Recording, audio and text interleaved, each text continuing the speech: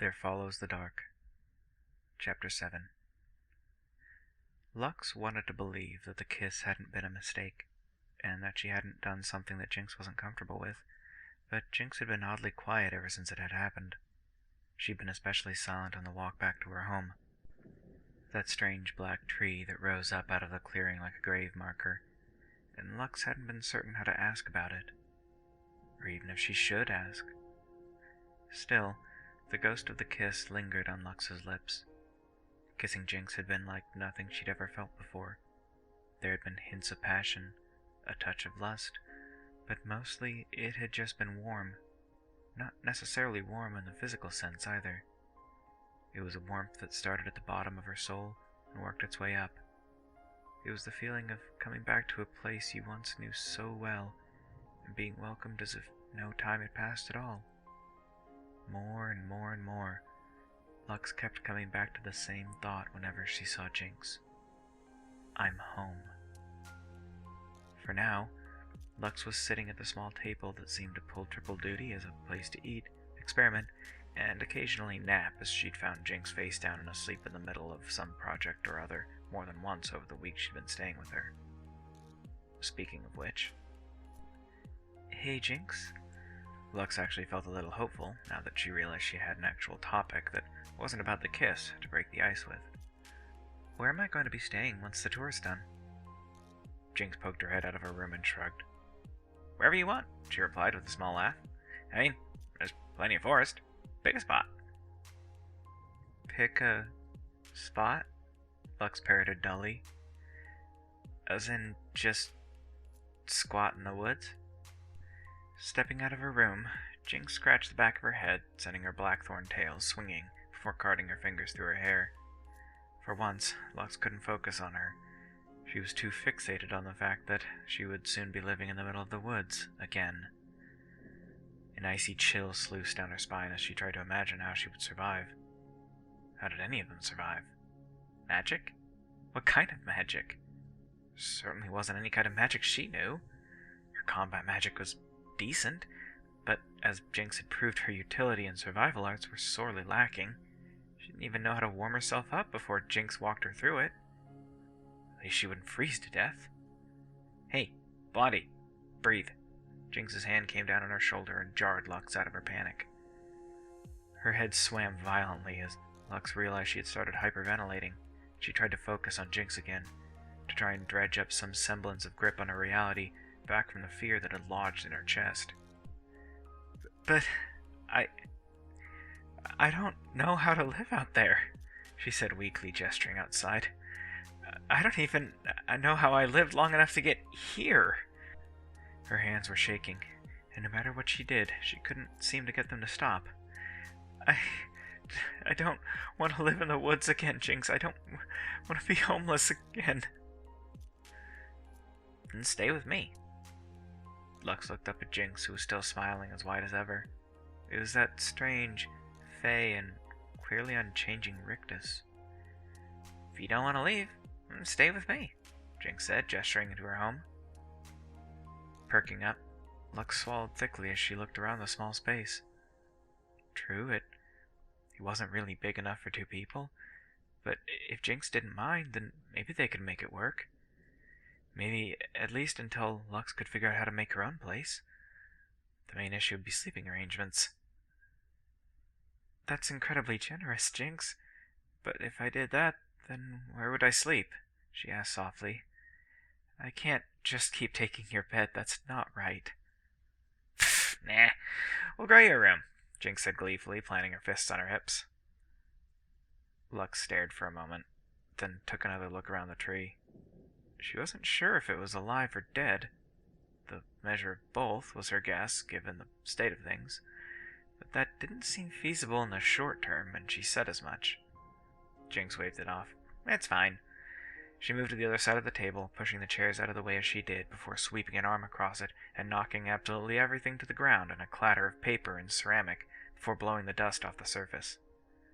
Underneath all of the stain and grime was a surprisingly intricate sigil, carved into the surface of the table. the few lines of which that Lux had glimpsed beneath the mess that had previously covered it she had taken for scorch marks or possibly idle carvings. As it happened, it was neither of those things. "What is this?" Lux ran her hand over the carvings as Jinx finished brushing the detritus clear of the table's surface. "A growth matrix," Jinx replied as she laced her fingers and cracked her knuckles. "It's wired into the living roots of the tree and from there into the forest itself, and it all flows back into this, right here." She tapped on the table. "It's an access port to the whole Elderwood." Lux stared up at Jinx for a long moment as she tried to parse out the words that Jinx had just used, none of which really made any sense. "Wired?" she repeated awkwardly. "Access port." Lux shook her head. "Jinx, I don't understand. What port? What are you talking about?"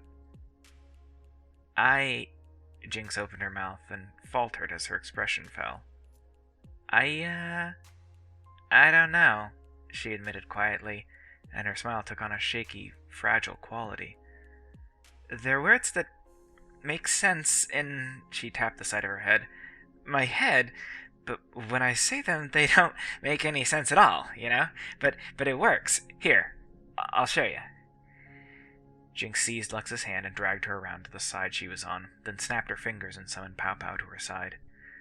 The mobile and possibly sentient Whizpive spun its manure in what to Lux seemed like glee as Jinx snatched it out of the air and planted it on the table with 3 blades of stone pointed skyward. At the same time, she waved a hand and power crackled from her fingertips. It was like lightning spitting from the sky, only it was sharp and blue as Jinx's eyes. There was an unnatural hum as the crackle and zap of the miniature bolts struck the whirled wood floors, and Lux only had a brief moment to appreciate the strange nature of Jinx's magic before the whole treehouse lit up in a chaotic panoply of arcane vistas. Patterns upon patterns, spirals upon spirals. Lux's breath seized in her chest as thousands of intricate lines came to life around her, spinning and twisting endlessly as the dead wood suddenly erupted into ghostly life. Jinx's fingers found the spaces between hers and gripped. "Hold on tight, Blondie," she said, drawing Lux's eyes back to her. She was grinning like a madwoman. And so was Lux. "Lend me a little light, will ya?" Jinx shot her an insouciant little wink, and Lux blushed but complied, conjuring flickers of her dialight. The way Jinx's magic flowed around hers was unearthly and yet achingly familiar. It was a sensation that Lux felt like she should intimately know, and yet couldn't put a finger on why that was. All she knew was that it was infinitely comfortable. Her light flowed from her to Jinx as if they'd been sharing power all their lives, and suddenly there was a sensation not unlike an almighty breath being drawn into a set of colossal lungs, as the entirety of the treehouse seemed to flex. Walls expanded, opening along the patterns of the whorls, as if more surface area and space had been contained within the spirals, just waiting to be unfurled and allowed out. Furniture rattled, bookshelves tottered and yawed as the floor shifted beneath them. Through it all, Lux conjured more and more light, and she fed that light into Jinx, who drank it in and used it. And through Jinx, Lux could feel the whole of the tree, and through the tree the whole of the forest around them. She could feel the wellspring of clean, clear water beneath them, and the rich nutrients of the soil. She could feel Jinx dredging for those same resources, dragging them up through the funnel-like roots to feed the explosive growth of the treehouse. Without warning, the sound of wood wrenching apart rattled the entirety of the house, and Lux's eyes flew open as Jinx snapped her arms up and let out a snarling bark of sound that curled into eldritch words of power. That shock blue lightning tinged with venomous gold spat from her fingertips straight up into the ceiling and arced through the house before curling around the walls and gathering at a single point just to their right. Where the lightning bolts met the wall, it yawned open like a spiral maw as a cancerous bowl swelled outward. As it did, it hollowed itself out, creating new spirals and new patterns, until the open space was nearly as big as Jinx's room. The ceiling was dome-like and wide, and the glimmer of light hung suspended from a central point of it all where the spirals met. The floor was wide and spacious, and although it didn't have a bed yet, Lux had no doubt that Jinx would be able to remedy that soon. She really was too good to her. Lux let go of Jinx's hand shakily before carting fingers through her hair, and laughing with a weak hiccup of euphoric glee. that was amazing, Lux exclaimed. What was that? It was the Elderwood. There was a strain to Jinx's voice as she took deep breaths. That working had clearly tapped her out. All the power, all the magic. It's all there, down in the roots, you know? You just gotta reach out. She snapped a hand out, tightened her fingers into a fist, and grab it. Turning to the new addition, Lux stepped through the alcove opening into the dome-like bowl of her room. Her room. She had a room again.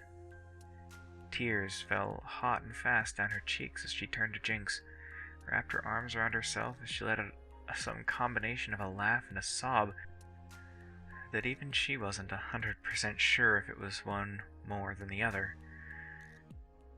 I don't know what to say, Lux cried. I do. Jinx straightened out, dusted off her old robes, and walked over to Lux. Taking her hand, she dragged Lux out of her empty room and over to the front door of the house, before wrenching the door open and pushing Lux out onto the front step. Lux blinked in confusion and turned around just as Jinx shut the door behind her and shouted, "Knock, Blondie!" Snorting out a small laugh, Lux put her knuckles to the door and knocked twice. Jinx opened the door, and the smile on her face was different. It was softer around the edges, although Lux wasn't entirely sure how to quantify it. With the door half open, Jinx stood expectantly, and Lux fumbled with her words as she rubbed her own arms awkwardly. What do I do?" Lux asked. "You gotta say it," Jinx said simply. "Say it what you always say." Lux furrowed her brow. What she always said. That wasn't... Lux cut off that train of thought. She stopped trying to connect time and memory the way she was used to, because that didn't work with Jinx. It never worked with Jinx. They'd known each other for a week and change that felt like years.